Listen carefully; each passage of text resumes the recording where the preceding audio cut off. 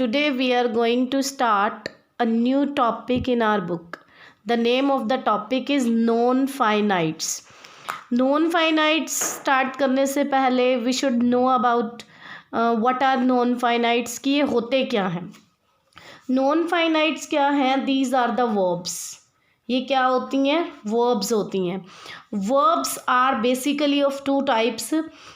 One is called finite verb and second is known finite verbs. अब finite verbs क्या होती हैं? Finite verbs are the verbs that change according to tense and the person of the sentence. मतलब कि finite verb जो है, अगर आप tense बदलते हो तो वो वर्ब चेंज हो जाएंगी, या फिर अगर आप पर्सन बदलते हो सिंगुलर से प्लूरल, प्लूरल से सिंगुलर, तो वो चेंज हो जाती है. और we can say that are the main verb of the sentence. For example, I like music. इसमें लाइक जो है ये फाइनाइट वर्ब है. कैसे? कि आई लाइक म्यूज़िक, एक तो ये टेंस को डिफाइन कर रही है कि मुझे म्यूज़िक पसंद है, और जैसे ही मैं इसको पास्ट में लेके जाऊंगी, like will be liked. I liked music, फिर ये लाइक्ड हो जाएगा. जैसे ही टेंस बदला ये वर्ब चेंज हो गई.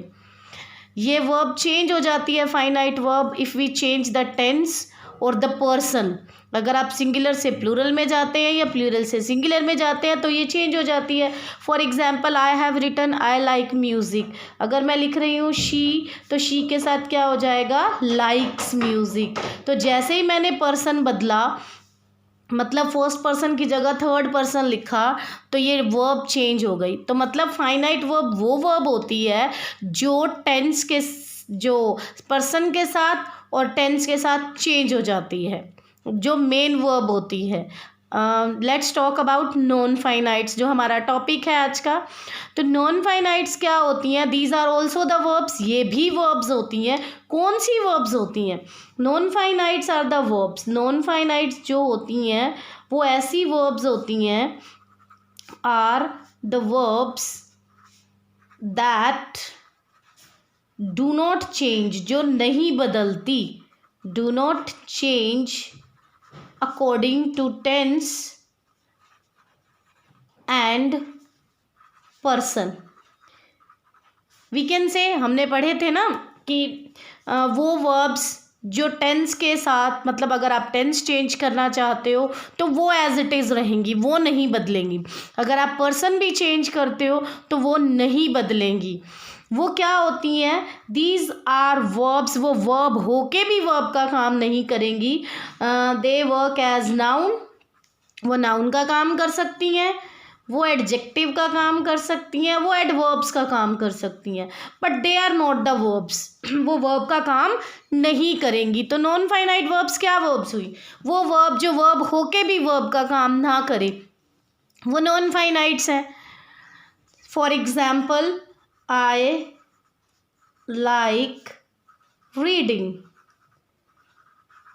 अब read is a verb. We know ing लगाने के बाद ये V4 बन जाती है. So I like reading. तो अगर आप देखें तो ये verb है, लेकिन ये verb का काम नहीं कर रही है, ये noun का काम कर रही है. I like what? I like reading. noun क्या होता है? तो नाउन वो होता है that works as a subject और an object in a sentence. मतलब एक सेंटेंस में जो सब्जेक्ट या ऑब्जेक्ट का काम करे वो नाउन है. अब ये जो वर्ब है, वर्ब होके भी वर्ब का काम नहीं कर रही है. किसका काम कर रही है? नाउन का. So that is a non finite verb. Swimming is my hobby. What is my hobby? Swimming. अब इसमें स्विमिंग जो है तो ये वर्ब की form. When we use V1 plus ing तब बन जाता है स्विमिंग.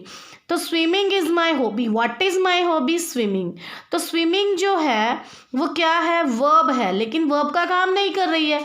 यहाँ पर ये नाउन का काम कर रही है. तो एक ऐसी वर्ब जो वर्ब होते हुए भी वर्ब का काम ना करे, किसका काम करेगी? फिर वो नाउन का काम करेगी. एडजेक्टिव का काम करेगी या फिर एडवर्ब का काम करेगी. That is called non finites. I hope you have understood. सबसे पहले हमें नॉन फाइनाइट का मीनिंग समझ में आना चाहिए, तभी हम इसे डिफाइन कर पाएंगे. तो नॉन फाइनाइट्स है बेसिकली ये वर्ब्स. तो अब नॉन फाइनाइट वर्ब्स कौन सी वर्ब्स हुई? वो वर्ब जो वर्ब होके भी वर्ब का काम ना करे तो किसका काम करेंगी वो? That can be a noun, an adjective और एडवर्ब. क्लियर? तो नॉन फाइनाइट्स के हमारे पास 3 टाइप्स होते हैं. Non finites are of 3 types. कौन कौन सी होती हैं? The first is infinitive. Infinitives किससे बनती हैं? जब आप बेस वर्ब के साथ टू ऐड कर देते हो, that becomes infinitive. Second is called gerund. Gerund क्या होती हैं? जब आप बेस वर्ब के साथ ing लगा देते हो and that work as a noun, और ये नाउन का काम करती हैं. तो जीरंड वर्ब कैसे बनती हैं? वर्ब के साथ ing के लगाने के बाद, और ये काम किसका करेंगी? नाउन का. और इन्फिनिटिव्स कैसे बनती हैं? टू लगाने के बाद बेस वर्ब के साथ, और ये भी नाउन का ही काम करती हैं. उसके बाद third is participle.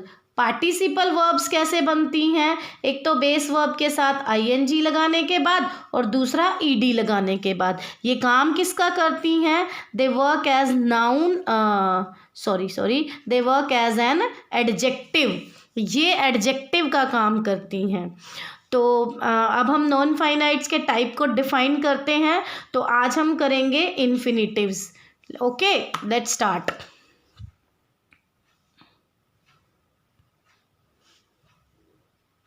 Yes, the first type is infinitives. Infinitives कैसे बनते हैं? These are formed by adding preposition to with the base verb or finite verb. तो ये कैसे बनती हैं? फाइनाइट वर्ब के साथ टू ऐड करने पर. फाइनाइट वर्ब के साथ जब टू ऐड कर दिया जाता है तो ये क्या बन जाती है? नॉन फाइनाइट और infinitive. So these are called full infinitives. जब इनके साथ टू ऐड कर दिया जाता है, टू इन्फिनिटिव्स वाली वर्ब्स जो हैं वो क्या कहलाती हैं? Full infinitives. Let's see the example. I want to go. मैं जाना चाहता हूँ. Here to go is infinitive और ये टू के साथ है, that is called full infinitives. इसे हम फुल इन्फिनिटिव्स कहते हैं.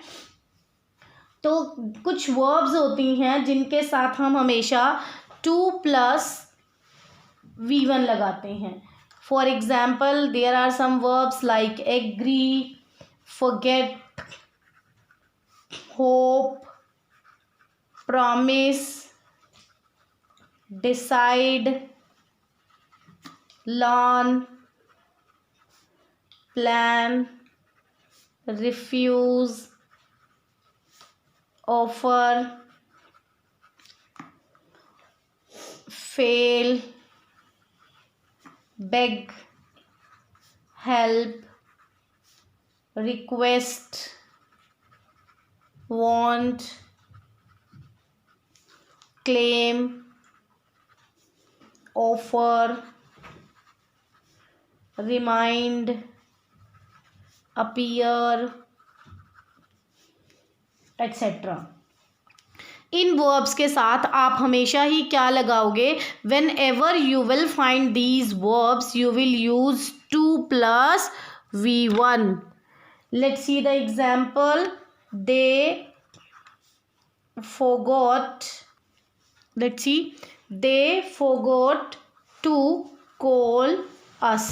तो आपके पास क्या आएगा? In bracket you will be given call and there will be a blank. यहाँ पर एक ब्लैंक आएगा और आपके पास क्या आएगा? Call in the bracket will be given. तो आपने क्या देखा इस फोगोट वर्ब को? फोगोट देखते ही आपने क्या लगा देना है? इसके साथ टू ऐड करके इन्फिनिटिव का यूज़ करना है.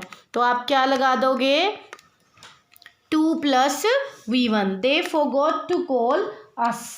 He is learning dash the guitar. अब आपने ऊपर देखा है कि लर्न वर्ब के साथ क्या लगता है?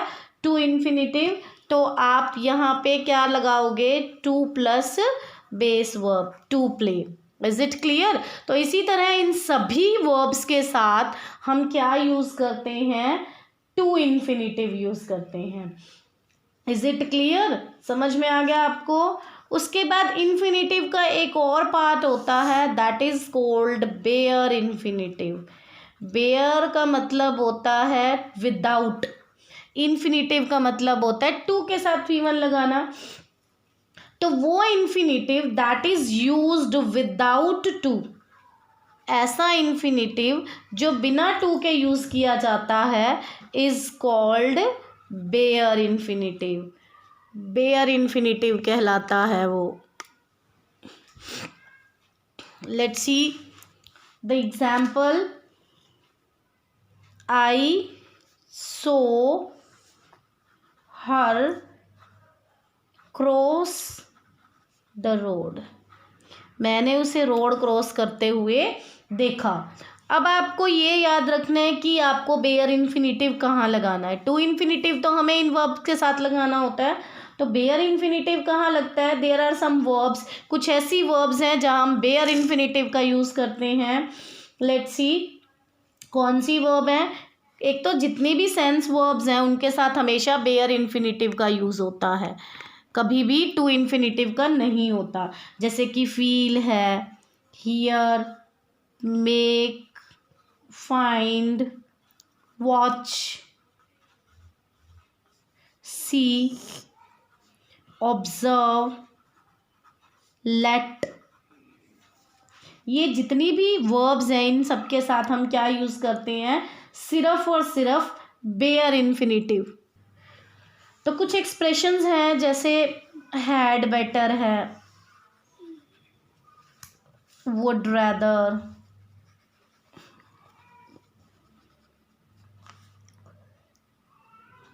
rather than, sooner than,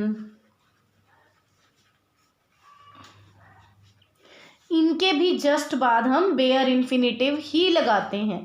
let's see the example. I would rather work hard than dash up. तो आपके पास गिव इज वर्ब ना, तो आप क्या लगाओगे कि आपने वुड रैदर देन को देख के क्या लगा दिया? गिव। कि इन एक्सप्रेशंस के साथ भी आप हमेशा बेयर इन्फिनिटिव्स का यूज करोगे। See another example. You had better dash now. Had better is given, तो आपने हैड बेटर को देखकर सिर्फ V1 लगानी है, मतलब सिर्फ लीव लगा दोगे। Is it clear? कि कुछ ऐसी वर्ब्स होती हैं, कुछ ऐसे एक्सप्रेशंस होते हैं जहां आप हमेशा बेयर इन्फिनिटिव लगाते हो, और कुछ एक्सप्रेशंस जैसे वाई और वाई नॉट आ जाता है, whenever you are given why and why not, तब भी आप हमेशा बेयर इन्फिनिटिव ही लगाओगे। Why worry about future, why not take a flight to Sydney। तो जब भी वाई और वाई नॉट आएगा तब भी आप क्या लगाओगे? Bare infinitive. और आफ्टर मॉडल्स, मॉडल्स के बाद तो हमें पता ही है कि सिर्फ V1 लगती है, तो मॉडल्स के जस्ट बाद भी आप सिर्फ बेयर इन्फिनिटिव का यूज़ करोगे। For example, I must dash now. तो आपने मस्ट इज मॉडल ना, तो आप क्या करोगे? मस्ट को देखते हुए सिर्फ लीव लगाओगे विदाउट टू, क्योंकि मॉडल्स के जस्ट बाद हमेशा आप क्या लगाते हो? Bare infinitive. Bare infinitive is also used after than and but. Than और बट के जस्ट बाद भी आप क्या लगाओगे? Bare infinitive. For example, he can sing better than dance. तो आप देन के बाद क्या लगाओगे? सिर्फ V1 सेम बट के बाद भी क्या लगाओगे, द बेबी डिड नथिंग, उसने कुछ नहीं किया, बट क्राई, सिर्फ चिल्लाया। तो बट और देन के बाद भी हमेशा बेयर इन्फिनिटिव्स ही यूज होता है। तो हमने बेयर इन्फिनिटिव का कर लिया कि बेयर इन्फिनिटिव कहाँ कहाँ यूज होता है। तो बेयर इन्फिनिटिव का यूज कुछ वर्ब्स के साथ होता है, कुछ एक्सप्रेशंस के साथ होता है, और फुल इन्फिनिटिव मतलब टू का यूज हमें कुछ वर्ब्स दी गई हैं उनके साथ ही करना है। और बाकी जीरंड और पार्टिसिपल हम नेक्स्ट वीडियो में करेंगे। आप इसकी एक्सरसाइज कीजिए, and if you are having any query then ask me. Goodbye students.